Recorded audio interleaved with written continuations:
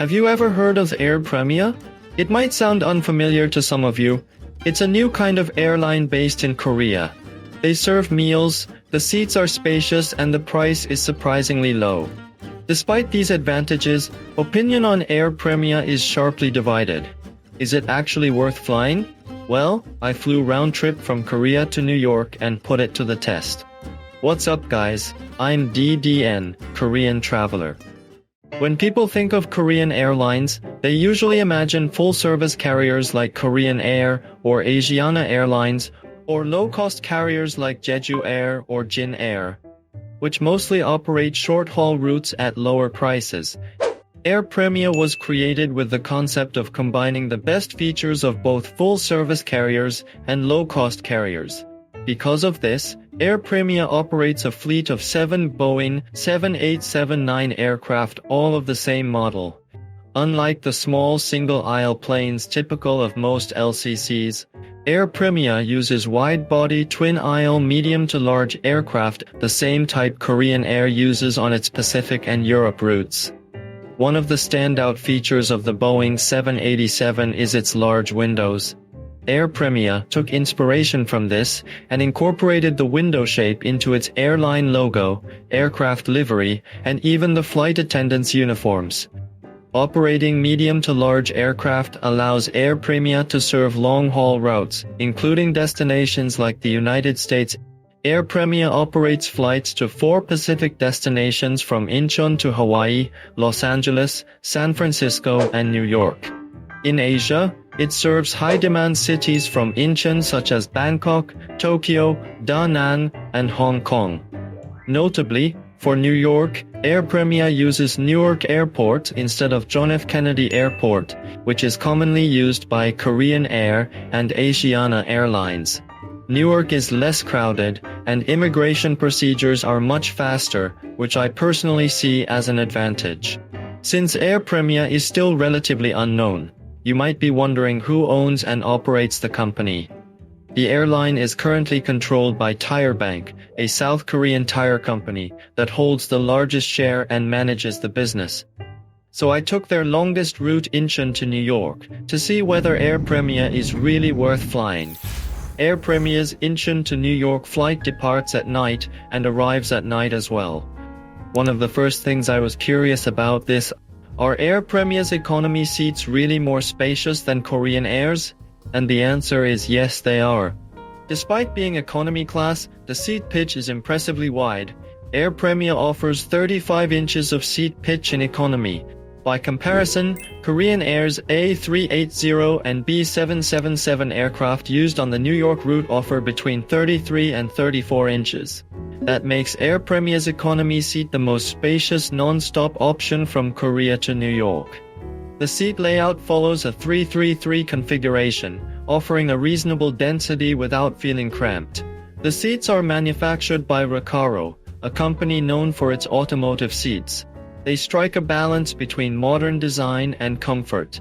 These seats use fabric made by a premium Irish brand, composed of 94% wool, which makes them highly breathable and suitable for long-haul flights. The leather headrest is adjustable in height and can also be folded on both sides. The 12-inch Full HD touchscreen is actually larger than what you typically get on Korean Air flights. There's a tray table beneath it and a small storage compartment below that. For device charging, the USB port under the screen supports only slow charging. For faster charging, you'll need to use the power outlet located under the seat. Since AIR PREMIA is not a full-service carrier, amenities like slippers, toothpaste, or toothbrushes are not provided in economy, even on long-haul flights. However, blankets and earphones for in-flight entertainment are offered. While the economy class was impressive, what I was especially curious about was the 42-inch premium economy seat I flew on during my return from New York. It was originally branded as Premia 42, but the name has since been changed. Since AIR PREMIA doesn't offer first or business class, this is the highest tier seat available on the airline. That means you get some premium perks like a dedicated check-in counter, priority boarding, and priority baggage handling, similar to what you'd expect in business class. But keep in mind, this is still premium economy, so don't expect a fully flat business class seat. The gap between the seats is 42 to 46 inches, which is a very large size that no matter how tall you are, your knees will not reach. The backrest is tilted back like this. You can also stand the foot support at the bottom of the chair, so you can go more comfortably when you're fully back. But anyway, it's a premium economy. You can't expect business class privacy or space. The seats are made of leather, much more luxurious, and the armrests are thicker. The table is taken out from the armrest. The 13-inch monitor also comes from the center of the armrest. Personally, I don't really like monitors that are put up from the armrests. I think the monitor is too small to put it on the front.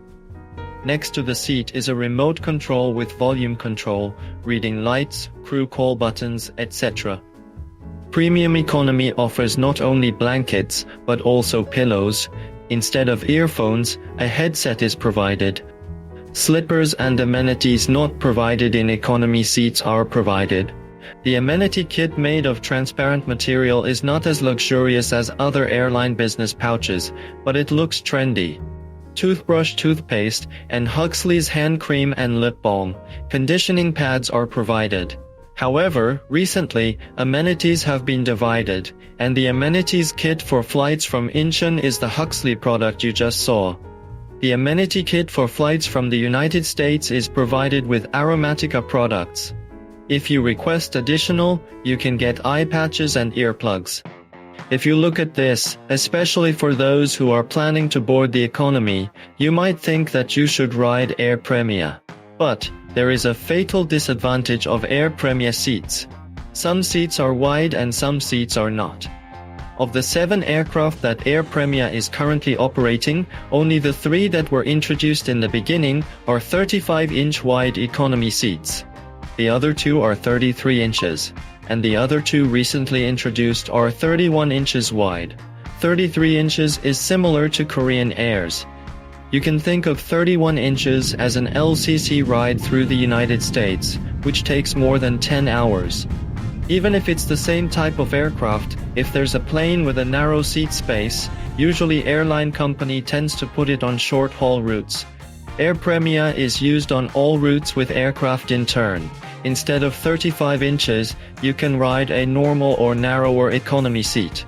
So it's a bit contradictory to ride the AIR PREMIA economy to use a bigger seat. Instead, the premium economy is at least 42 inches, and the later introduced is wider at 43 and 46 inches. There's nothing narrower than what you saw today, so you can trust and board. You've seen the seats, but how about the in-flight meal? I've seen a lot of advertisements on social media saying that the in-flight meal of AIR PREMIA is good. In conclusion, I was little disappointed with in-flight meal of AIR PREMIA. First of all, it was the first in-flight meal served at the economy seat departing from INCHEON. You can choose between beef dish or bibimbap.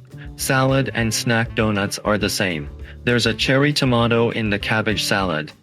You can only drink coffee or water without alcohol or soft drinks. If I evaluate the taste, it's the taste I'd expect, but I felt like there wasn't enough garnish or rice. I'm not the type to eat a lot, but if I feel like I'm not good enough, I think most of you think it's not enough.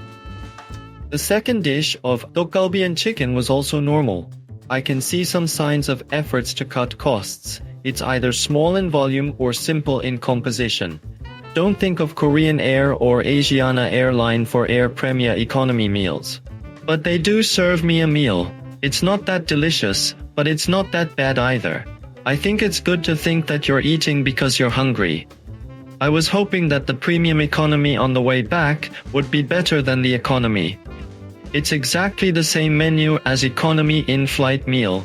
There's one more plate on the side and bread is added. And it could be the biggest difference. It contains alcoholic beverages and soft drinks.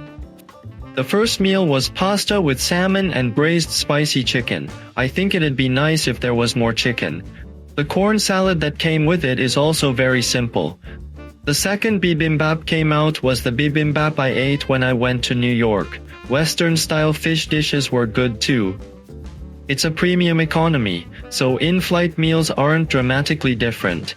Instead, donuts and cookies that are given as snacks are really delicious. Especially, cookies are my style. I think it was the most delicious food I had at AIR PREMIA. I went to the bathroom to brush my teeth after eating. The bathroom is the same as the normal in-flight bathroom. There was no toothpaste in the bathroom. It was different to have an air freshener with a Jeju scent. Other than that, the flight attendant service wasn't as experienced as the flight attendants of Korean Air and Asiana Airlines, but I think it was a kind and sincere service. Another thing AIR PREMIA advertises on social media is in-flight Wi-Fi. Based on New York routes, Korean Air is still only able to use Wi-Fi on some planes. Asiana Airlines is putting the A350 with in-flight Wi-Fi in New York, but I had an experience that the Wi-Fi speed was a bit disappointing. On the other hand, AIR PREMIA's in-flight Wi-Fi was really fast. I even played YouTube. Actually, the reason why I'm bored on the plane is because the internet isn't working.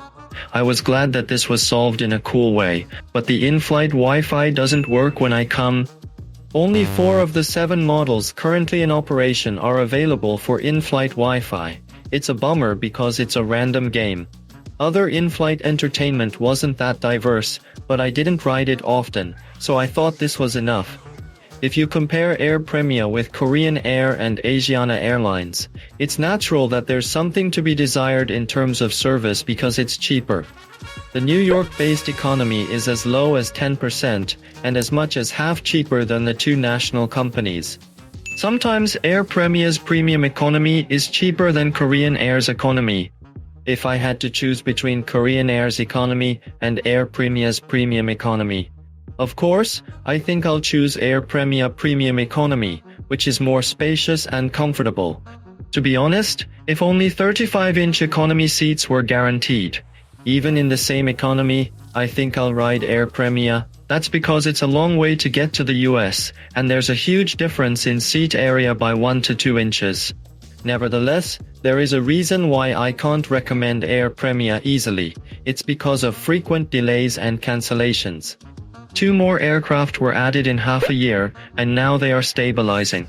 In the first half of 2025, there were countless changes and cancellations of AIR PREMIA's schedules. The reason why AIR PREMIA's flight schedule is not stable is because AIR PREMIA has launched too many routes compared to its aircraft. With only 7 aircraft, they've been operating so tightly on so many routes, including Pacific routes. If only one maintenance issue occurs, it affects other aircraft schedules one after another. It's a structure that's bound to cause delays and cancellations. Of course, when I go to New York, I'm lucky enough to leave on time and arrive on time. There was only an hour delay when I came back from Incheon. If you think about the important schedule, it's true that there's always anxiety. Fortunately, they had 2 more planes coming in late 2024, so they had 7. They're planning to introduce 2 more aircraft within this year. Following the introduction of a spare engine in April, AIR PREMIA plans to buy 1 more engine within this year. They're planning to have a total of 4 spare engines. I hope that flight stability, which is considered the biggest vulnerability of AIR PREMIA, will gradually improve. In conclusion, considering the seat and price of AIR PREMIA, when I go to the US, it's the best option. If you think in-flight meals and service are important, I think you'd better use Korean Air or Asiana Airlines. If you were worried that the economy was too uncomfortable, and Korean Air and Asiana Airlines business seats were too expensive on long flights in the United States, I think I can really recommend AIR PREMIA Premium Economy. However, there is still an issue of delay and cancellation. If you have an important schedule, you should think about that. Anyway, since it's a new airline, there's still some anxiety about the operation. I hope AIR PREMIA improve one by one and grow up. Korean Air and Asiana Airlines, which were the main pillars of the Pacific route, will become one in 2026.